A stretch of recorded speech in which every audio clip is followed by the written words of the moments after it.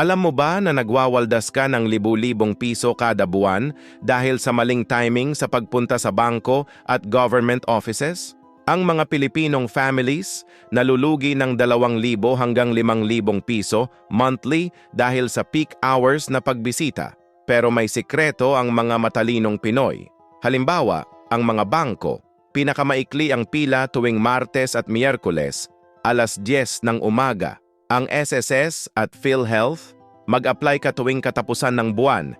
Dito kasi nila pinoproseso ang mga backlog na applications. Si Maria mula Quezon City, nag-save ng 3,000 piso monthly nang imap niya ang lahat ng errands niya sa low traffic windows. Pag-aaral niya, ang utility companies pinakamabilis tuwing Huwebes ng hapon. Ang psychology dito, ang mga service centers nag-a-assign ng mas maraming staff tuwing expected na mataas ang volume. Kaya predictable ang quiet periods nila. Kung i-time mo ng tama ang mga transactions mo, makakasave ka ng hanggang 30,000 piso yearly. Hindi lang pera, pati oras at stress, mababawasan mo rin.